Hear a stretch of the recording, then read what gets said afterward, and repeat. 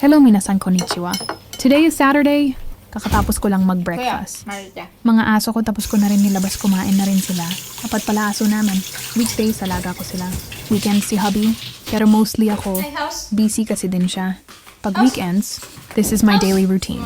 Every morning, ang bilis matapos ng oras dito, kaya dapat mabilis ang kilos. Dati nainis ako sa asawa ko, kasi madalas ang bilis niya kumilos sa anumang bagay. Kasi tayo mahilig sa mabagal na oras. Kaya ang mga hapon very punctual talaga sa time, may oras talaga bawat gawain nila. Kaya ginagawa ko na rin siya at in fairness effective. Mas marami kang nagagawa. Kapag pinapahalagahan mo ang oras mo kahit sa bahay ka lang. Mainit na dito, summer na kasi. Follow-up check-up ni Bunso sa dentist. By appointment ang mga check-up dito. Maganda na yung ngipin ni Bunso. Finally whitening na lang.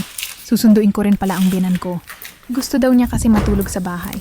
Palagi siyang ganyan. Pupunta siya sa amin. Tapos kinabukasan, gusto niya umuwi din sa house niya. Sanay na ako at naintindihan ko na ito ang kailangan kong gawin. May demensya na kasi siya. Pero nakagabay lang kami lahat sa kanya.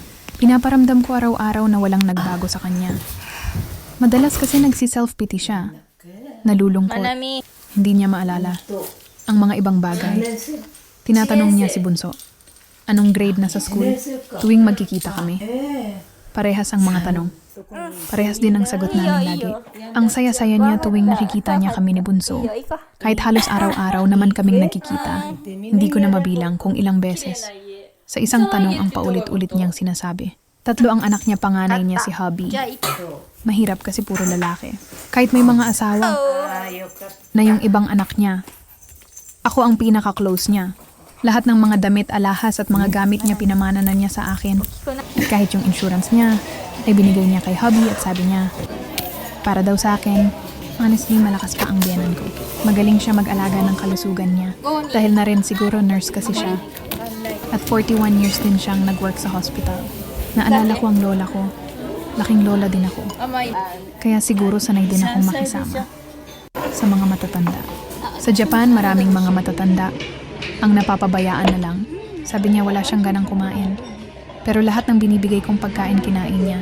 Alam kong ayaw niyang ililibre ko siya. Kaya nauna na ako sa counter para ako naman ang magbayad.